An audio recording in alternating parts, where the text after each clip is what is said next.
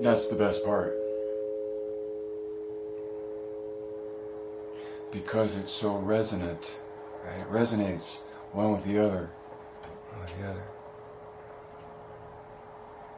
D sharp, G sharp, and C sharp. High C sharp.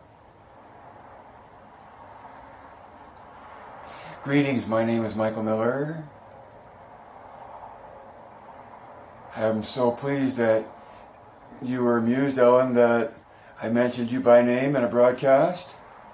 And I'm mentioning by name also Sherry these days because you're both recent subscribers to my YouTube channel. And I've been doing weekday broadcasts on YouTube and right after Facebook for coming up on 4 years. So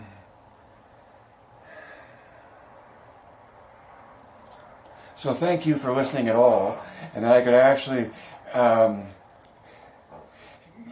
name you by name, call out to you by name, even though it's a YouTube live, and anybody in the world can check in live.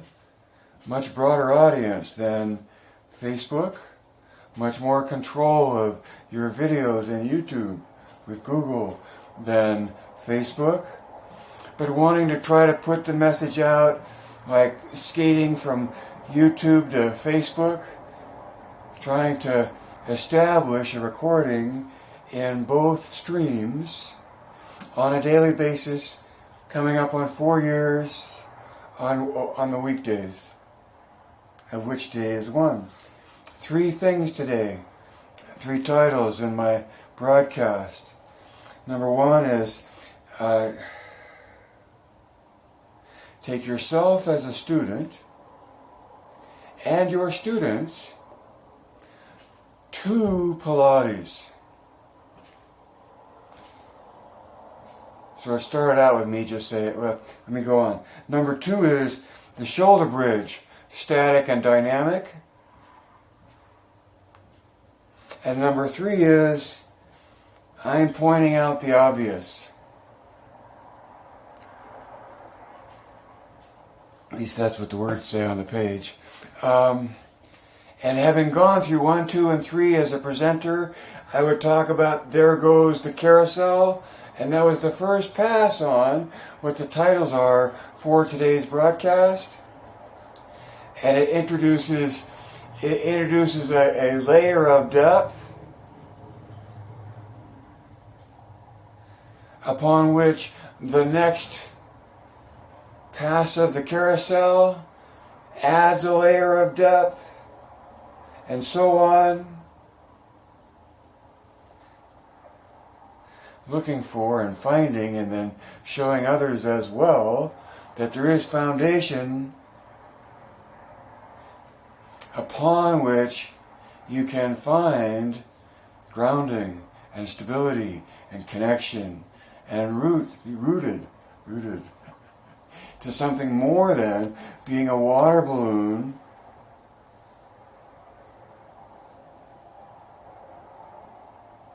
trying to swim like a fish through an ocean of air. And the best we do is walking on the planet because we're so heavy. But we leap and jump and would love to fly someday. Number 1, so here comes the second pass of my 3 things for today.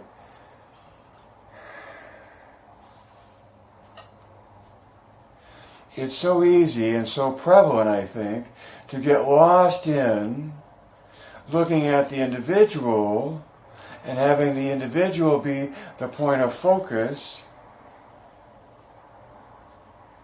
when you do anything.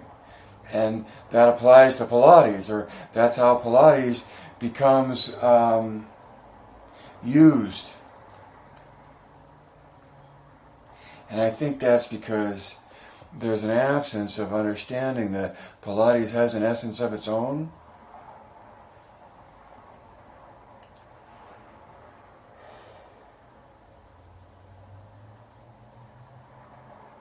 from the MMP point of view, that means yours truly, Michael Miller, but the Michael Miller Pilates brand of Pilates, that brand is represented by the Michael Miller trademark. And I've been urged everybody up through my solstice to buy a t-shirt.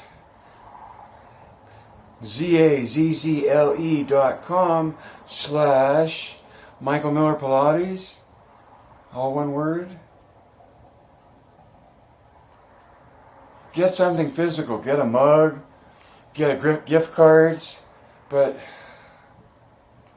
there's a lot to lean on when it comes to the identification of the biomechanics that I have defined as, maybe it's all ridiculous, but the definition to what I'm talking about is oppositional rotation between axes. That's a 4-word definition. And that's something to have memorized, because at least you know core new tension is the name of something, and the definition happens in 4 words. And to whatever extent you can find that as an experience in your own body, it empowers you to survive while you're running through the jungle of gravity.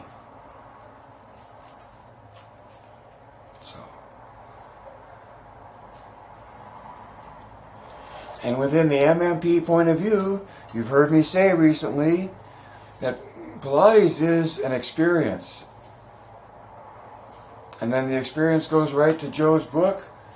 Contrology is complete coordination of body, mind, and spirit. That's Joe's definition of the experience. That you're in the pursuit of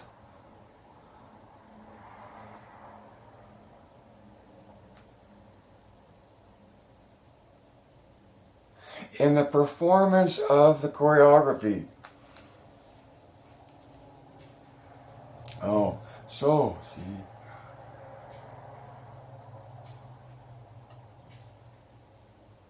To the extent you don't recognize what's ideal within Joe's original work, right?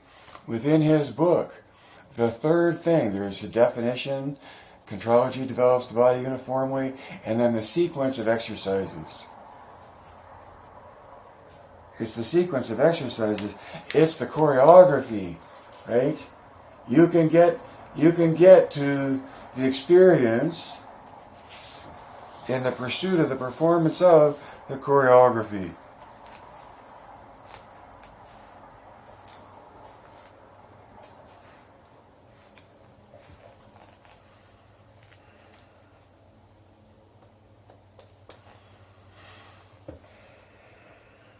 I always come back to the 5 things I'd like you to be able to know about in order to offer someone a chance to hear your talk about them, so that you have an opportunity to make money and share what you know about these 2 theories. So they're just 2 theories, that's all they are. And the more, and a theory is meant to make an explanation, right? In CT, the theory is about how the body engages itself to move through space. That there's rotational dynamics in the body, they interact with one another, and the pure physics of the axes of rotation that are established through the organic capability.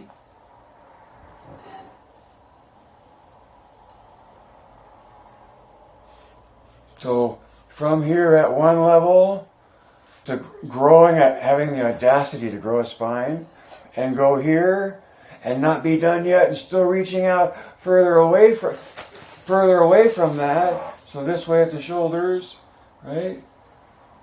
And then this way at the ears. It's nice how you can use distance to show it. See?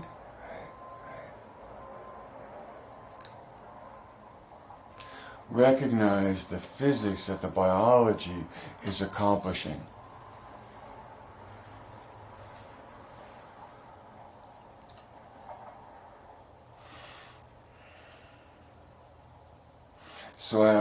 somewhere I left the skate of talking about Pilates as an experience and ended up talking about core new tension as an experience.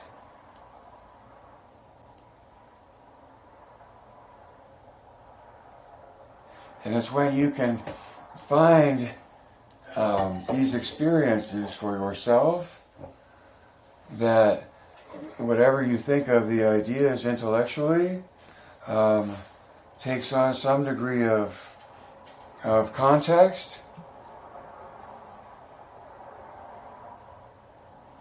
When you not only have knowledge of core new tension, say, but you know how to reach for it in your own body. And so that in the reaching in it is the way to most efficiently distribute the load of your body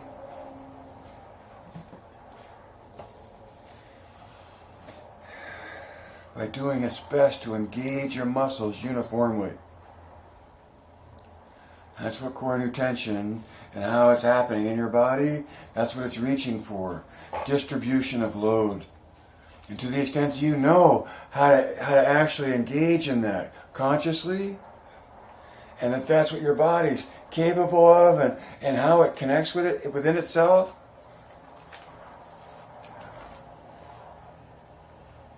that's one nifty little nut theory you got tucked in your pocket. And then the other one is that Pilates itself is an experience, and the experience is defined by Joe, both in terms of what it is and the means through which you get what it is.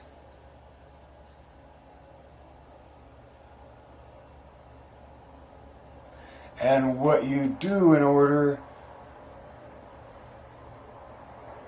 to get there. Choreography. Exercises in order to be done without stopping.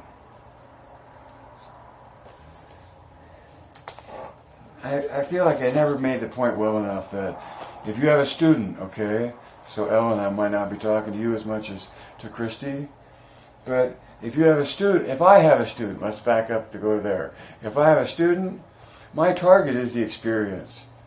Because no matter how they are in their own bodies, meaning no matter how much pain they're in, or how effortless they are in space, the challenge is still the coordination of their capacities in their being, moving, their thinking, and their observing.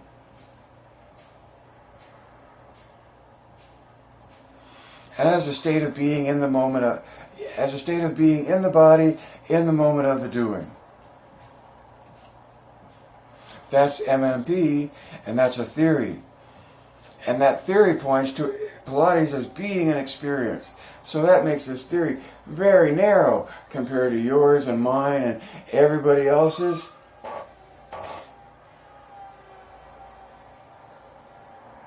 But so much of everybody else's opinion about Pilates is based in folklore and purposefully and selfishly and perhaps needingly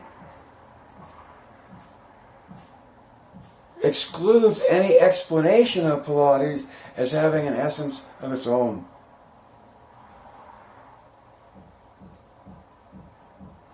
Because you're on that spectrum of Pilates has no essence of its own to Pilates does have an essence of its own.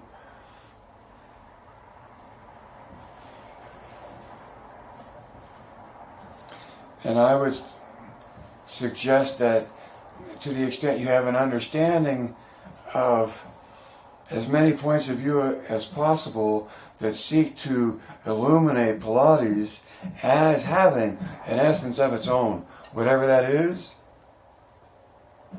If Pilates has an essence of its own, that will stand out.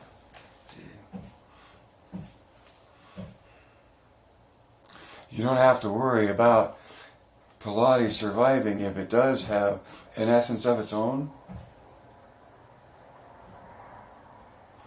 What you want to do is enhance your chances of surviving as a human being using coordinated attention, as a Pilates instructor or a student.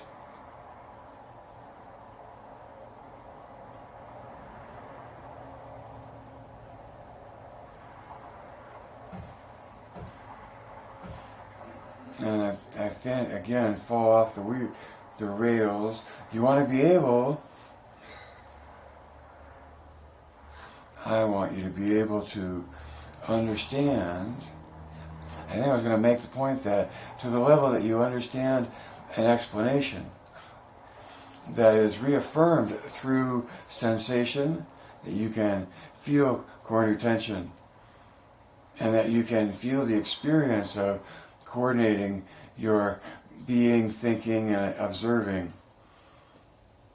Just the MMP point of view, your body, you're moving, your thinking, your prefrontal cortex, and your amygdala hippocampal is information coming from your senses that feeds into your thinking. So it's something other than mind. And it's the coordination between the information that's coming in from out there through your amygdala and hippocampus that coordinates with the information that's going on in here, your prefrontal cortex, that allows you to aim for an ideal performance of your movement, whatever that is. But the ideal of the ideal is the mat itself. And then to whatever extent it modifies to facilitate the individual's performance of the ideal, it does nothing but enhance the delivery of the ideal to the individual. And that's talking out of both sides of my mouth, I know. Because my number one thing today was, remember that you're taking your student to Pilates. You're reaching, in MMP, you're reaching for the experience, and you're reaching for the experience through the pursuit of choreography,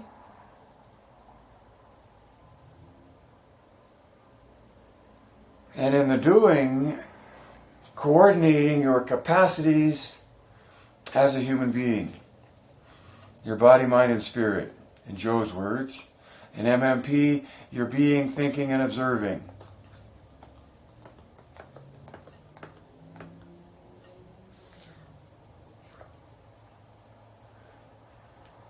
Let's go on to number 2.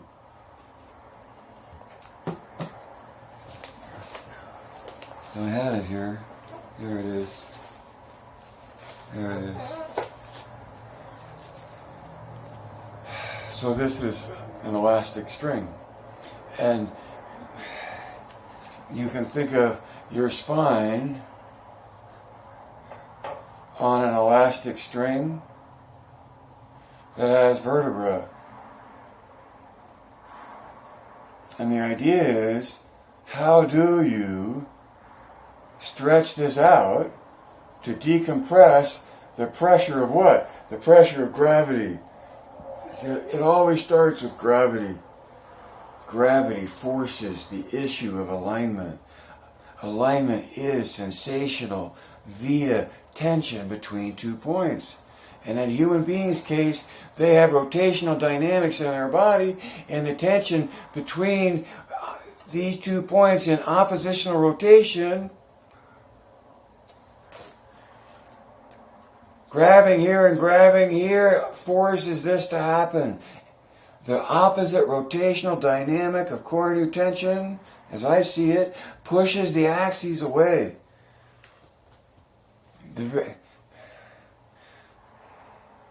When you go into a grip, all of the excess that's coming off of the condensation of the grip itself goes out and away.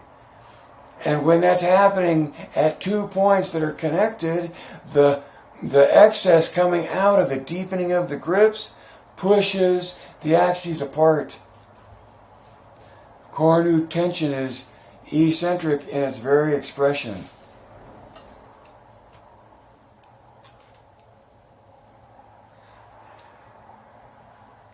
And of course, where the curve changes direction is called the inflection point. And so you have the core, and coming out from the core and out from that center. But we did more than evolve into or have one axis of rotation. And in so reaching out and developing further axes by extending out further,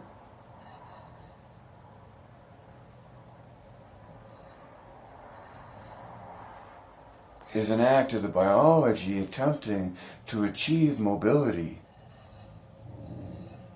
And in so gaining it, the oppositional rotation that then sets up this connection of an inflection point,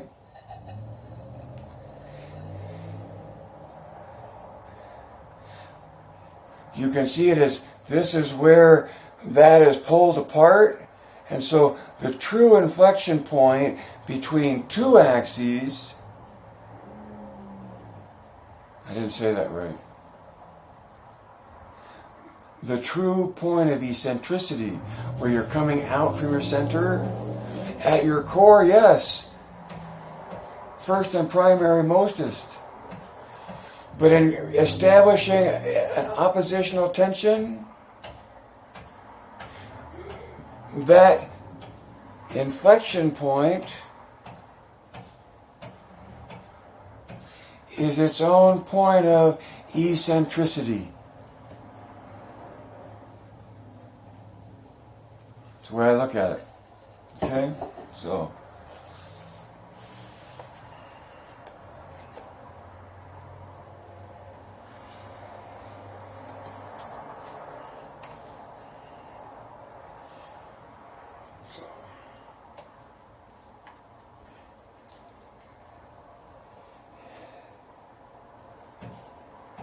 In some parts of our country, I watch the movies, they call this a smoothie. And I grew up having it understood as an iron. But, it's got steam vents and it's what you can roll down and through, right? You iron something out and you're ironing it out, right? You're ironing out the wrinkles. And to get it ironed out, you create tension. You create tension, like you hold the skirt or the shirt or the slacks tight as you iron it in order to flatten it out without wrinkles. So I point to the tension you apply to the garment in the midst of, so you apply tension out on the garment as you come in with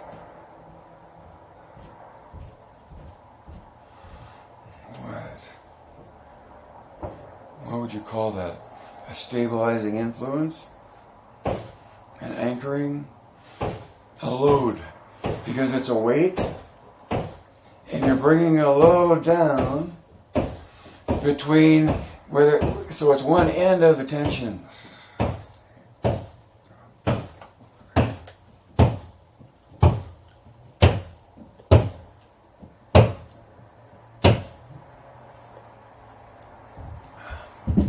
They're replacing the roof, and it's quite a project, and they put the tarp down without any gutter. I didn't know if gutters were coming, and my Lord, the whole building came right down over my balcony, and I was inside of the waterfall in the last of the Mohawkins.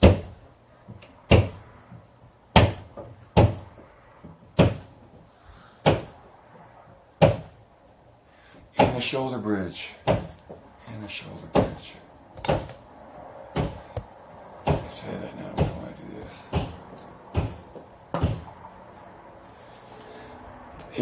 If you're on your shoulders and your hips lift up and your hips lift down, and there's no dynamic tension between the shoulders and the hips, or the ears and the shoulders. If there's no dynamic tension, then you're just levering your hips up and down. And I see several of my friends on Facebook demonstrate some kind of shoulder bridge activity, and it's static. It's just the shoulders are a dead weight that's just connected to the mat. The head is just lying there, and there's no dynamic draw of tension between ears to shoulders, and most importantly in shoulder bridge, from shoulders to hips. You know, this part just goes up and down, you know, in the shoulder bridge. No, I said it wrong. This part just goes up and down in the shoulder bridge, and this part stays anchored. But in being anchored, it's just not like this is its own lump of meat that goes up and down. It's, you can, if you wish, and you know how, you can engage in shoulder posture that entails using your transverse abdominis to pull down on your rib cage like an umbrella or an awning, and connect into the dynamic of your hips. I want to crawl right through the screen as the instructor and like set up a thing and say, okay, now tactily empower the engagement of the TVA, transverse abdominis, to pull down and in and connect to. Why?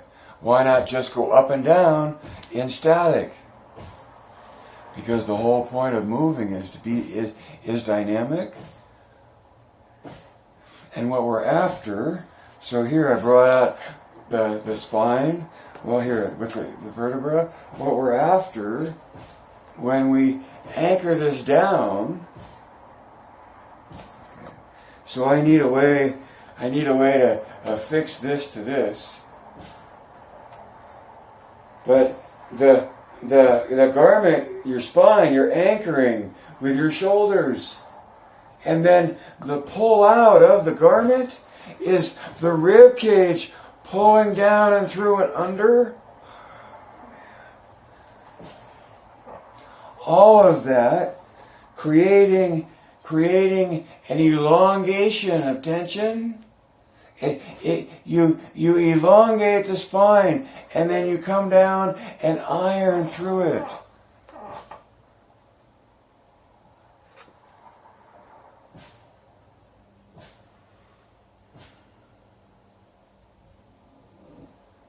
There's so much more in it.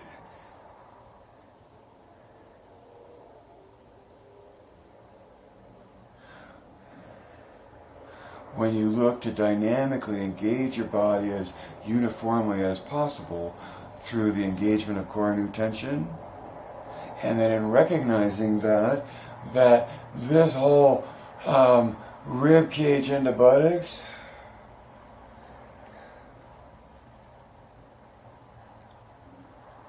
is something you develop and get into and find the connection of and the engagement of over time. It's not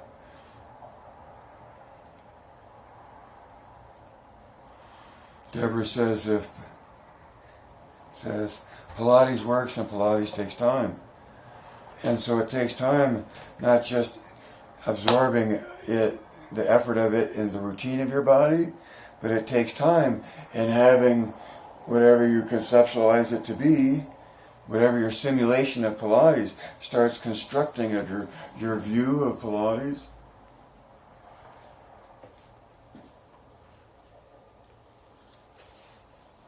So my number 3 is, I'm pointing out the obvious. I'm pointing out the obvious. And yet it's an obvious that doesn't seem to be very exciting or or embraceable or attractive or anything other than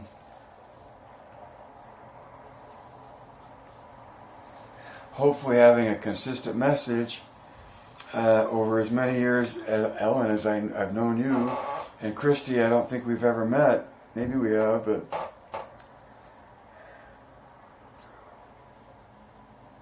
so when I say I'm pointing out the obvious, what the heck do I mean by that? Well, the two things that I'm pointing out are two theories, and I claim that both theories are sensational, and so what I'm claiming to be obvious is claimed to be sensational. So if I've been clear in at least presenting two theories and that you can both explore and feel for yourself. That's my feel for yourself. That's the coolest thing. And you do that as much as you can while you can. Because life can't live forever. Read between the lines and see behind the curtain. Connect the dots. Evaluate points of view.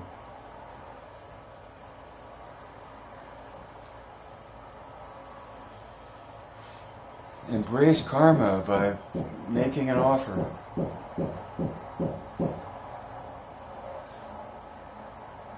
Knowing how to add 2 and 2.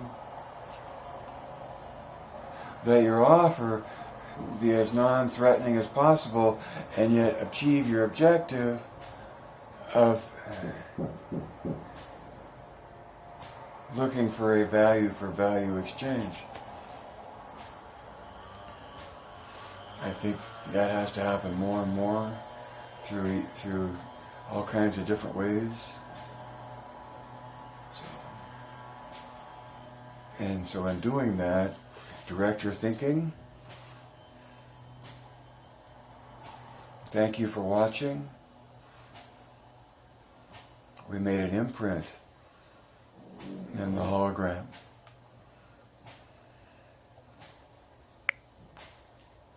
Geist.